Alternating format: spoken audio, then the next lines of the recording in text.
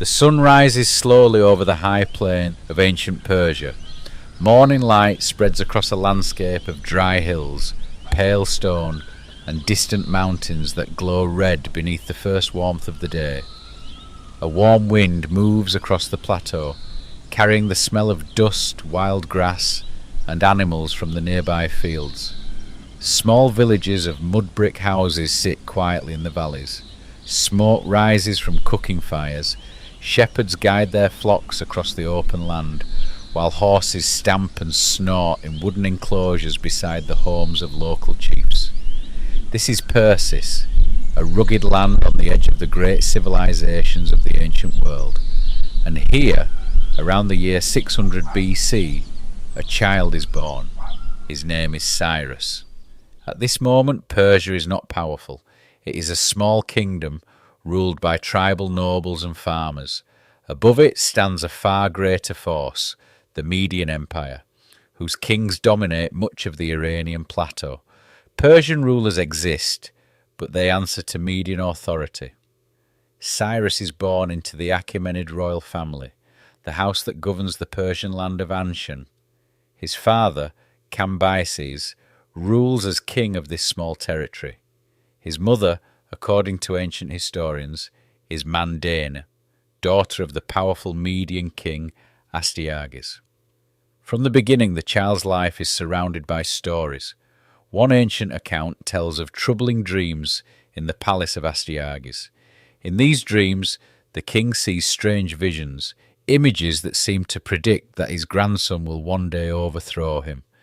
Fear spreads through the royal court. According to legend, the king orders the infant Cyrus to be killed, but the story does not end there. Instead, the child is secretly given to a shepherd living in the hills. The shepherd and his wife raise the boy far from the palace, among flocks of sheep and the endless wind of the Persian plateau. Whether the tale is truth or myth, one thing becomes clear in time. Somewhere beneath these vast skies, a boy is growing up who will soon challenge kings, conquer empires, and change the fate of the ancient world. Years pass across the Persian hills. The boy becomes a young man. He learns to ride across the rough plains on horseback, to draw a bow against the wind, and to lead men in the traditions of Persian warriors. The land shapes him. Its harsh winters, its burning summers, its endless horizons. The Persian plateau is not an easy place to live, but it produces resilient people, skilled riders, and patient leaders. By the middle of the 6th century BC, Cyrus rises to the throne of Persia, succeeding his father as king of Anshan. But Persia is still a subject kingdom.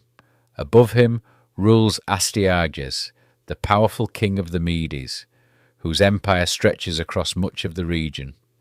The Persians must pay tribute and acknowledge Median authority. Persian nobles attend the Median court, and for many years the relationship between the two kingdoms remains stable, if uneasy. Yet beneath the surface, tensions slowly grow.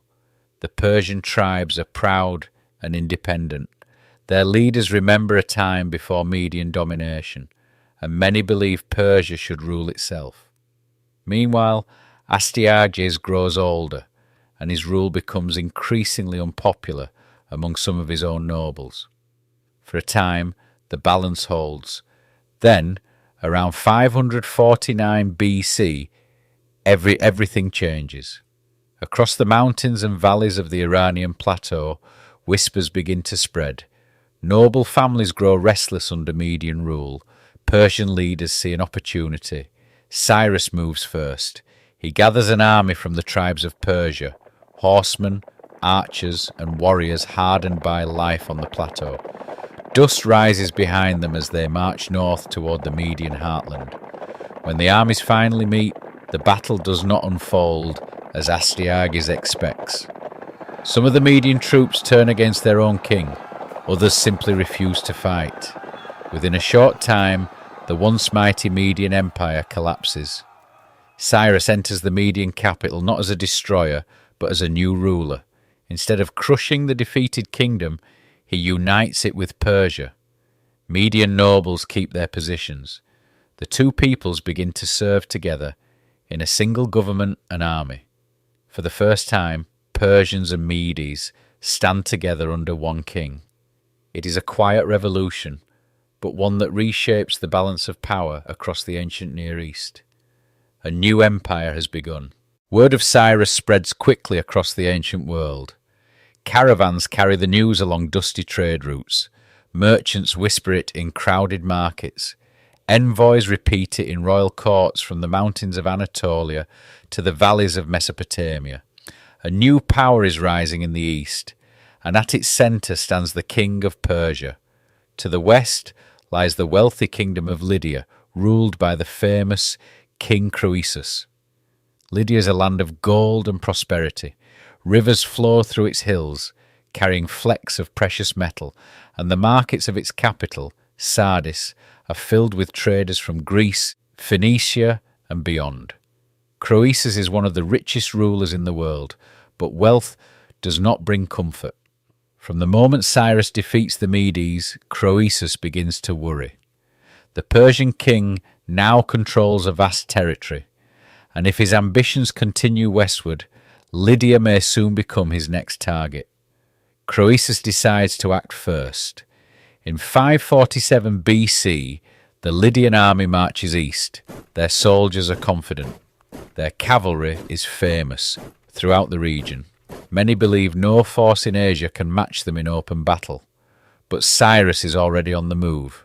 The Persian army advances across the rugged lands of Anatolia. Dust rises behind thousands of marching soldiers, archers, spearmen, and cavalry riders, hardened by years of campaigning. When the two armies finally meet on the open plains, the clash is sudden and violent. Lydian horsemen charge across the field, their armour glinting in the sun. But Cyrus responds with unexpected tactics. According to ancient writers, he places camels at the front of his lines, animals unfamiliar to the Lydian horses. The smell and strange shapes panic the cavalry mounts. Horses rear and refuse to charge.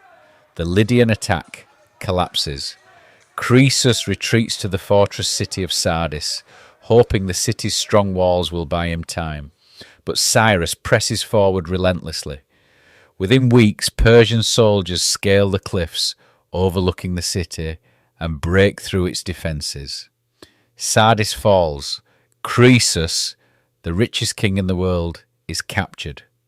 Once again, Cyrus chooses restraint over destruction. Instead of burning the city or killing its ruler, he spares Croesus and incorporates Lydia into his growing empire. The conquest sends shockwaves across the ancient world.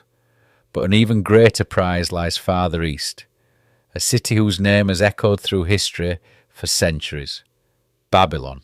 Babylon stands as one of the greatest cities the world has ever seen. From a distance, its massive walls rise above the flat plains of Mesopotamia like a man-made mountain. Travellers approaching the city first see the towering gates, enormous structures decorated with brilliant blue tiles and images of lions and dragons. Inside the walls, wide avenues stretch past temples, gardens, and palaces. The air smells of spices, baked bread, incense, and the waters of the Euphrates River flowing through the heart of the city. Babylon is ancient, wealthy, and powerful.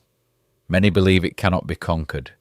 But in 539 BC, the army of Cyrus arrives. Rather than launching an immediate assault, the Persian king studies the city carefully. Babylon's walls are thick and tall, and its gates heavily guarded. A direct attack could cost thousands of lives.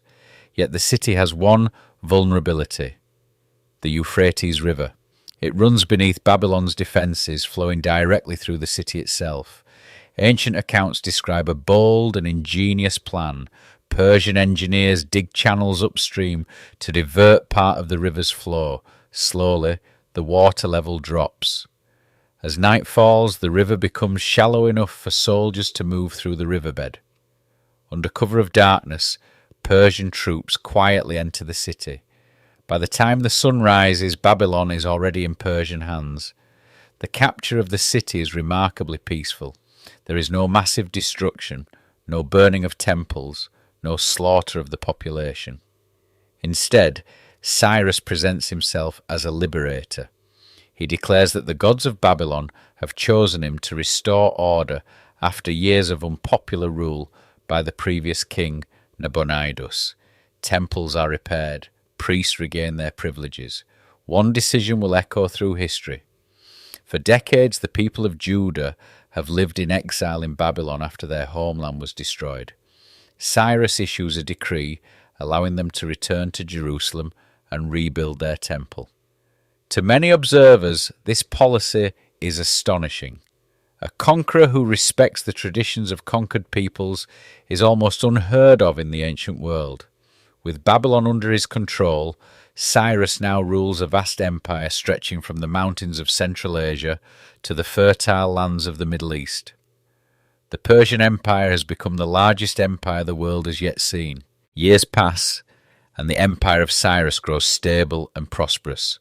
Roads stretch across thousands of kilometers of territory, linking distant cities and provinces. Royal messengers ride day and night across the empire, carrying orders and information between the king and his governors. Markets grow busy with traders from many lands. Greek merchants arrive from the west. Nomadic horsemen bring goods from the eastern steppes. Spices, metals, fabrics, and ideas move freely across the empire. For the first time in history, a single political power connects many of the great civilizations of the ancient world. But even an empire this vast has restless frontiers.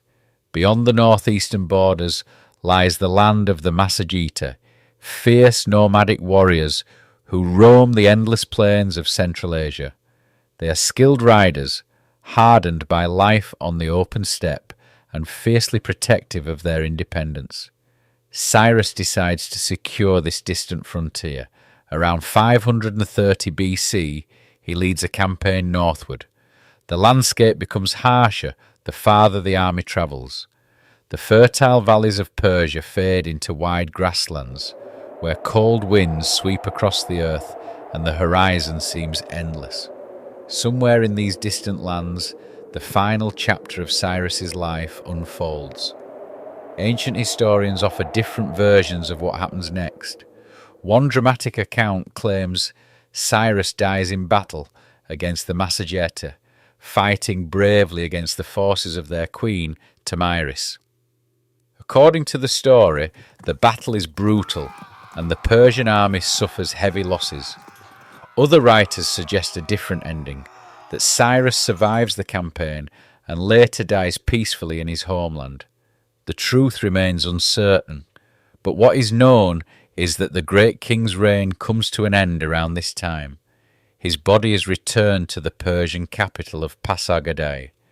There, a simple stone tomb is built for him, a modest structure rising above the plain, surrounded by quiet fields and distant mountains.